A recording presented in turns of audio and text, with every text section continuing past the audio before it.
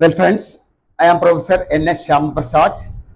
I am going to give a lecture on Article 22 of the Indian Constitution. Article 22 of the Indian Constitution. The 22 is a very important article. But 22 in ചില പ്രത്യേകതകളുണ്ട്. രണ്ട് പാർട്ടായി divide ചെയ്യാം. 22 can be divided into two parts. First part and second part. അപ്പോൾ ആദ്യം നമ്മൾ deal ചെയ്യുന്നത് first part of article 22. First part of article 22 പറയുന്നത് the rights of an arrested person or the rights of a person going to be arrested.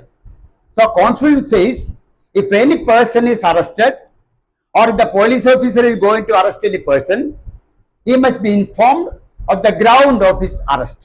ആരെ arrest ചെയ്യുകയാണെങ്കിലും അയാളോട് പറയണം എന്തിനാണ്, എന്ത് കാരണത്തിനാണ്, എന്ത് കേസിലാണ് നിങ്ങളെ അറസ്റ്റ് ചെയ്തത് അറിയിക്കണം. That is his fundamental right. He must be informed of the ground of his arrest.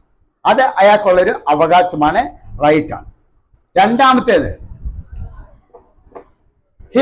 he should be allowed to contact a legal practitioner. ആര് അറസ്റ്റ് ചെയ്താലും അയാൾക്ക് ഒരു വക്കീലിനെ കോണ്ടാക്ട് ചെയ്യാനുള്ള അവകാശമുണ്ട്. But he must be allowed to contact a legal practitioner. Remember, this constitution was made by lawyers, but lawyers made the constitution and they mentioned the service of a lawyer only in one article 22. 22 മാത്രമാണ് ഒരു വക്കീലിന്റെ സേവനത്തിനെ കുറിച്ച് ഭരണഘടന പറയുന്നത്. ഇവിടെ വക്കീൽ എന്നല്ല ഉപയോഗിക്കുന്നത്, legal practitioner. Legal പ്രാക്ടീഷണറെ contact ചെയ്യാനുള്ള അവകാശം ഈ അറസ്റ്റ് ചെയ്യപ്പെടുന്ന ആൾക്കുണ്ട്. അപ്പോൾ ഒരാൾ അറസ്റ്റ് ചെയ്തു, അയാൾക്ക് പോലീസ് ഓഫീസറോട് പറയാം എനിക്ക് എന്റെ വക്കീലിനെ കോണ്ടാക്ട് ചെയ്യണം. അത് കോണ്ടാക്ട് ചെയ്യാനുള്ള അവസരം, അനുവാദം ഈ പോലീസ് ഓഫീസർ കൊടുക്കണം. പോലീസ് അറസ്റ്റ് ചെയ്യപ്പെടുമ്പോൾ ഈ വക്കീലിനെ അവിടെ വരാനുള്ള അവകാശമുണ്ട്. വേണ്ടി വന്നാൽ വക്കീലിനെ ഇവരുടെ കൂടെ പോലീസ് സ്റ്റേഷൻ വരെ പോകാനുള്ള അവകാശമുണ്ട്. അങ്ങനെ റൈറ്റ് ഈ ഭരണഘടന ആർട്ടിക്കിൾ 22 തരുന്നുണ്ട്. മൂന്നാമതൊരു right, he should be produce before a magistrate within 24 hours. ആര് അറസ്റ്റ് ചെയ്താലും 24 മണിക്കൂറിനകം മജിസ്ട്രേറ്റിന് മുമ്പിൽ ഹാജരാക്കണം. മജിസ്ട്രേറ്റിന് മുമ്പിൽ 24 മണിക്കൂറിന് ഹാജരാക്കില്ലെങ്കിൽ ഫണ്ടമെന്റൽ റൈറ്റ് വയലേഷൻ ആണ്. അയാളുടെ ബന്ധുക്കൾക്ക് കേസ് കൊടുക്കാം, ഹേബിയസ് കോർട്ട് പെറ്റീഷൻ കൊടുക്കാം. അതുകൊണ്ട് ആരെ അറസ്റ്റ് ചെയ്താലും he should be produced before a magistrate within 24 hours. 24 മണിക്കൂറിന് ശേഷം കസ്റ്റഡി വെക്കണമെങ്കിൽ permission of the magistrate is required. Magistrate നോക്കും നിയമം അനുസരിച്ച് ഇയാൾക്ക് ജാമ്യം കൊടുക്കാവുന്നതാണോ.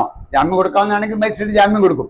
ജാമ്യം കൊടുക്കാവുന്ന കേസ് അല്ലെങ്കിൽ മജിസ്ട്രേറ്റ് ഇദ്ദേഹത്തെ ജയിലിലേക്ക് വിടും. അതിനാണ് റിമാൻഡ് ജുഡീഷ്യൽ കസ്റ്റഡി എന്ന് പറയുന്നത്. ഈ അധികാരം മജിസ്ട്രേറ്റിനാണുള്ളത്. ആരെ അറസ്റ്റ് ചെയ്താലും, അതിപ്പോൾ DGP അറസ്റ്റ് ചെയ്താലും, ചീഫ് സെക്രട്ടറി അറസ്റ്റ് ചെയ്താലും, മന്ത്രി അറസ്റ്റ് ചെയ്താലും ശരി, he should be produced before the magistrate within 24 hours. പോലീസുകാർക്ക് 24 മണിക്കൂറിനുള്ളിൽ കൈവശം വെക്കാനുള്ള അധികാരം, അവകാശം ഇല്ല. ഇനി വേറെ റൈറ്റ് 22 പറയുന്ന അല്ലെങ്കിലും അറസ്റ്റ് ചെയ്യപ്പെടുന്ന എല്ലാവർക്കും ഉള്ള റൈറ്റ് ആണ് ആർട്ടിക്കിൾ 21. റൈറ്റ് ലൈഫ് പ്രകാരം അവർക്ക് റൈറ്റ് ഉണ്ട്. മെഡിക്കൽ ഹെൽപ്പ് കിട്ടുക. ഇപ്പൊ അറസ്റ്റ് ചെയ്യുന്ന പലർക്കും പെട്ടെന്ന് അസുഖങ്ങളൊക്കെ ഉണ്ടാകാം. അങ്ങനെ വന്നാൽ അവർക്ക് മെഡിക്കൽ റിലീഫ്, മെഡിക്കൽ സൗകര്യങ്ങൾ കൊടുക്കേണ്ട ചുമതലയും ഗവൺമെന്റിന്റെ, അതും അയാളുടെ ഒരു അവകാശമാണ്. അപ്പൊ ഈ ആർട്ടിക്കിൾ 22 ഈ ഒരു അറസ്റ്റ് ചെയ്യപ്പെടുന്ന വ്യക്തിക്കുള്ള കുറെ റൈറ്റ്സിനെ കുറിച്ചാണ് പറയുന്നത്. That is first part of article 22. ഇനി second part 2 of article 22. Article 22ന്റെ part 2 that deals with preventive detention. Preventive detention എന്ന് പറഞ്ഞാൽ മലയാളത്തിൽ കരുതൽ തടങ്കൽ എന്ന് പറയും. ഇപ്പൊ ഡിറ്റൻഷൻ വെച്ചാൽ ജയിൽവാസം, ഇംപ്രിസൺമെന്റ് എന്നാണ് ഡിറ്റൻഷൻ. ഇപ്പൊ ഡിറ്റൻഷൻ എന്ന് പറഞ്ഞാൽ രണ്ട് തരം ഡിറ്റൻഷൻ ഉണ്ട്. ഒന്ന് പ്യൂണിറ്റീവ് ഡിറ്റൻഷൻ. പ്യൂണിറ്റീവ്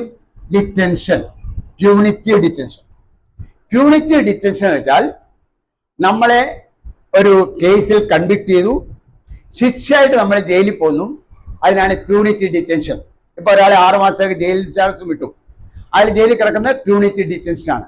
കൺവിക്റ്റഡ് ആണ്, കേസ് തെളിഞ്ഞു, കൺവിക്ട് ചെയ്തു, അയാൾ ജയിലിൽ കിടക്കുന്നതിനാണ്, ഇംപ്രിസൺമെന്റ് ആണ് നമ്മൾ പ്യൂണിറ്റീവ് ഡിറ്റൻഷൻ എന്ന് പറയുന്നത്. അടുത്ത ഡിറ്റൻഷൻ പ്രിവെന്റീവ് ആണ്. പ്രിവെന്റീവ് എന്ന് വെച്ചാൽ ഇയാളിപ്പോ കുറ്റമൊന്നും ചെയ്തിട്ടല്ല, ഇയാൾ കുറ്റം ചെയ്യാതിരിക്കാനായിട്ട് ഇയാളെ കസ്റ്റഡി വെക്കാം. അതിനാണ് നമ്മൾ പ്രിവെന്റീവ് ഡിറ്റൻഷൻ അല്ലെങ്കിൽ കരുതൽ തടങ്കൽ എന്ന് പറയുന്നത്. അപ്പൊ ഒരാളെ ഒരുപാട് കുറ്റം ചെയ്യാനുള്ള സാധ്യതയുണ്ട്. അപ്പൊ എന്ത് ചെയ്തു, പോലീസ് ഇയാളെ അറസ്റ്റ് ചെയ്ത് ജയിലിലിടുന്നു. അങ്ങനെ ഇടുമ്പോൾ ഇയാൾക്ക് കുറ്റം ചെയ്യാൻ പറ്റത്തില്ല. അപ്പൊ പ്രിവെന്റീവ് ഡിറ്റൻഷൻ എന്ന് പറഞ്ഞാൽ കരുതൽ തടങ്കലാണ്. ഇയാളെ കുറ്റം ചെയ്യാതിരിക്കാനായിട്ട് ഇയാളെ തടവിലിടുന്നതിനാണ് പ്രിവെന്റീവ് ഡിറ്റൻഷൻ. ശിക്ഷയല്ല, പണിഷ്മെന്റ് അല്ല. Is detained under certain laws. അപ്പൊ ഒന്നാമത് ചോദിക്കാവുന്നത്, ഇങ്ങനെയുള്ള നിയമം ആർക്കുണ്ടാക്കാൻ പറ്റും? പ്രിവെന്റീവ് ഡിറ്റൻഷൻ ലോ ആർക്കുണ്ടാക്കാം? കേന്ദ്രത്തിനാണോ സ്റ്റേറ്റിനാണോ? രണ്ടുപേർക്കും ഉണ്ടാക്കാമോ? ഇതിൽ ഏറ്റവും ഇൻട്രസ്റ്റിംഗ് ആയിട്ടുള്ളത്, സാധാരണ പ്രിവെന്റീവ് ഡിറ്റൻഷനെ കുറിച്ച് മിക്കവാറും രാജ്യങ്ങളിലെ ഭരണഘടന എഴുതിയിട്ടില്ല. പക്ഷെ നമ്മുടെ ഭരണഘടനയ്ക്കകത്ത് പ്രിവെന്റീവ് ഡിറ്റൻഷനുള്ള ലോസ് ഉണ്ടാക്കാൻ ഉള്ള അനുവാദം ഗവൺമെന്റ് കൊടുത്തുകൊണ്ട് ഭരണഘടനയ്ക്കകത്ത് എഴുതി വെച്ചിട്ടുണ്ട്. രണ്ടാമത്, ആർക്കാണ് പ്രിവെന്റീവ് ഡിറ്റൻഷൻ ലോ ഉണ്ടാക്കാം അധികാരമുള്ളതെന്ന് ചോദിക്കുകയാണെങ്കിൽ പലപ്പോഴും ചോദിക്കാറുണ്ട് എക്സാമിനേഷന്.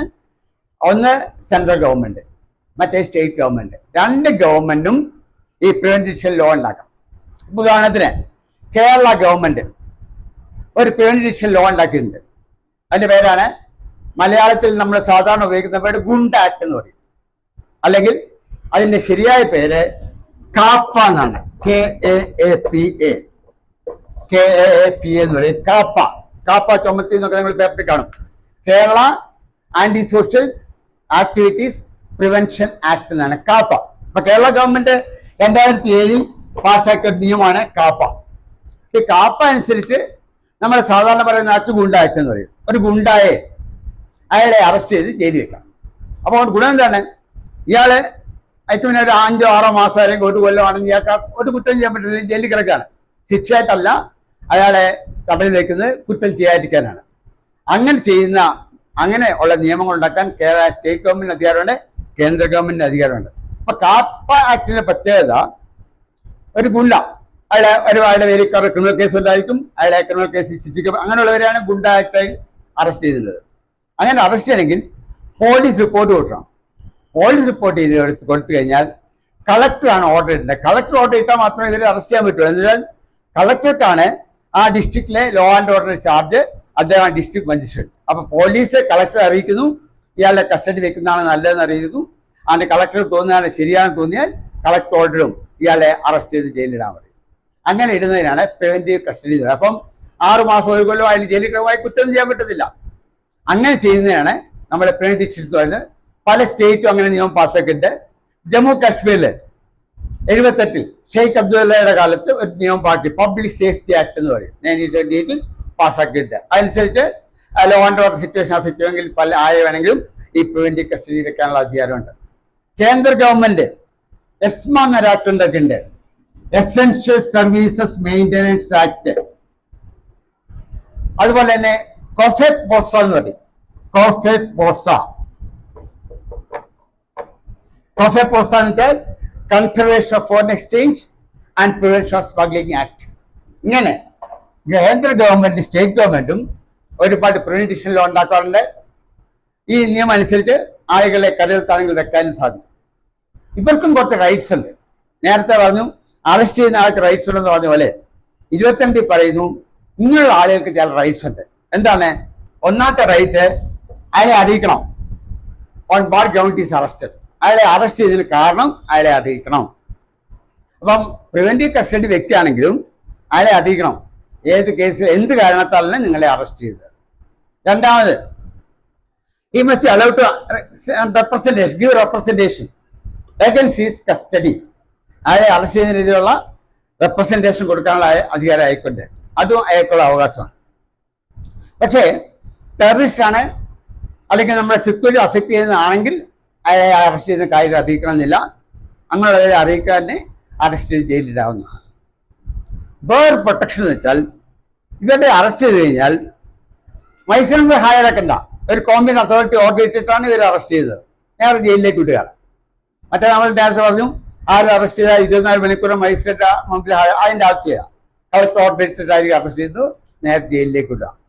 പക്ഷേ സാധാരണഗതിയിൽ 3 മാസം വരെ അവിടെ ആക്ട് അനുസരിച്ച് അയാളെ ഒരു കൊല്ലത്തിൽ തടവില്ല. പക്ഷെ 3 മാസമാണ് നോർമൽ പീരീഡ്. 3 മാസത്തിനകം അയാളുടെ ഒരു പരാതി, അയാളുടെ കേസ് ഒരു അഡ്വൈസറി ബോഡി പരിശോധിക്കണം. അപ്പൊ ഈ ആക്ട് വരുമ്പം ഒരു അഡ്വൈസറി ബോഡി ഉണ്ടായിരിക്കും. അഡ്വൈസറി ബോഡി മിക്കവാറും 3 ജഡ്ജസ്, 3 റിട്ടയർഡ് ജഡ്ജസോ ജഡ്ജ് ആകാൻ ക്വാളിഫിക്കേഷൻ ഉള്ളവരുണ്ടായിരിക്കും. അവർ ഇയാളുടെ കേസ് പഠിക്കും. അപ്പം ഇയാളുടെ കസ്റ്റഡി വെക്കുന്നതിന് കുഴപ്പമില്ല എന്നായിട്ട് പറയുകയാണെങ്കിൽ 3 മാസത്തിനുള്ളിൽ കസ്റ്റഡി വെക്കാം. ഇയാളെ അനാവശ്യമായിട്ടാണ് നമ്മൾ കസ്റ്റഡി വെച്ചിരിക്കുന്നത് ഇവർ പറയുകയാണെങ്കിൽ അയാളെ റിലീസ് ചെയ്യണം. അപ്പം നോർമലി 3 മാസം വരെ അയാളെ അങ്ങനെ കസ്റ്റഡി വെക്കാം. അത് കഴിഞ്ഞിട്ട് ഫർദർ കസ്റ്റഡി ഇവർ ബോഡി അഡ്വൈസറി ബോഡി അനുവദിക്കുകയാണെങ്കിൽ ഈ നിയമം എത്ര നാൾക്ക് അയാളെ ജയിലിടാൻ അനുവദിക്കും, അത്രയും നാൾ അയാളെ ജയിലിടാനുള്ള അധികാരം ഗവൺമെന്റിനുണ്ട്. ഈ 44th അമെൻഡ്മെന്റ്സ് ഈ പീരീഡ് 3 മാസത്തിൽ നിന്ന് 2 മാസമായിട്ട് കുറച്ചിട്ടുണ്ട്. 44th അമെൻഡ്മെന്റിൽ ഇങ്ങനെ കസ്റ്റഡി വെക്കുന്ന പീരീഡ് 3 മാസത്തിൽ നിന്ന് 2 മാസമായിട്ട് കുറച്ചിട്ടുണ്ട്. പക്ഷേ 2 മാസമായിട്ട് കുറച്ചിട്ടുള്ള നിയമങ്ങളൊന്നും ഉണ്ടാക്കിയിട്ടില്ല, ഓർഡേഴ്സ് റൂൾസ് ഇറങ്ങിയിട്ടില്ല. അതുകൊണ്ട് ഇപ്പോഴും ഒരു ക്വസ്റ്റ്യൻ ചോദിക്കുകയാണെങ്കിൽ നിങ്ങൾ പറയണം നോർമലി 3 മാസം വരെ ഇങ്ങനെ കസ്റ്റഡി വെക്കാം. അത് കഴിഞ്ഞാൽ അഡ്വൈസറി ബോഡി മീറ്റ് ചെയ്യണം, അഡ്വൈസറി ബോഡി പരിശോധിക്കണം, പരിശോധിച്ച് അഡ്വൈസറി ബോഡി അനുവദിച്ചാൽ മാത്രമേ ഫർദർ കസ്റ്റഡി സാധിക്കുകയുള്ളൂ. അപ്പം സ്റ്റേറ്റ് ഗവൺമെന്റിനും സെൻട്രൽ ഗവൺമെന്റിനും ഇങ്ങനെയുള്ള നിയമം ഉണ്ടാക്കാനുള്ള അധികാരമുണ്ട്. പ്രിവെന്റീവ് കസ്റ്റഡിക്കുള്ള നിയമം ഉണ്ടാക്കാൻ അധികാരമുണ്ട്. ചിലപ്പോൾ എക്സാമിനേഷൻ ചോദിക്കും ഏത് ഗവൺമെന്റ് ഉണ്ടാക്കും, 2 ഗവൺമെന്റ് ഉണ്ടാക്കാനുള്ള അധികാരമുണ്ട്. കേരള ഗവൺമെന്റ് ഉണ്ടാക്കിയ നിയമമാണ് കാപ്പ ആക്ട് എന്ന് പറയുന്നത്, അല്ലെങ്കിൽ വുഡ് ആക്ട് എന്ന് പറയും. കേന്ദ്രം ഉണ്ടാക്കിയ നിയമമാണ് എസ്മ അല്ലെങ്കിൽ പോസ്റ്റ അൺലോഫുൾ ആക്ടിവിറ്റീസ് പ്രിവെൻഷൻ ആക്ട്. പഴയ കാലത്ത് മിസ്സ എന്നൊരു നിയമം ഉണ്ടായിരുന്നു, അതുപോലെ തന്നെ കോട്ട എന്നൊരു നിയമം ഉണ്ടായിരുന്നു.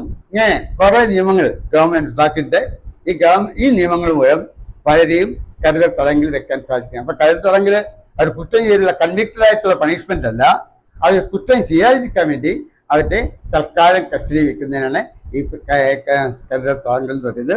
അപ്പോൾ ആർട്ടിക്കിൾ 22 ആദ്യത്തെ പാർട്ട് ഈ അറസ്റ്റ് ചെയ്യപ്പെടുന്നവരുടെ അവകാശങ്ങളും, രണ്ടാമത്തെ പാർട്ടിൽ ഈ പ്രിവെന്റീവ് കസ്റ്റഡി വെക്കുന്നതിനുള്ള അവകാശങ്ങളെ കുറിച്ചാണ് പറയുന്നത്. ഈ 22 ഫസ്റ്റ് പാർട്ടിൽ പറയുന്ന വേറെ ഓർത്തിരിക്കുക, ആരെങ്കിലും അന്യായമായ കസ്റ്റഡി വെക്കുകയാണെങ്കിൽ ഹേബിയസ് കോർട്ട് പെറ്റീഷൻ കൊടുത്ത് അയാൾക്ക് റിലീസ് ചെയ്യാം.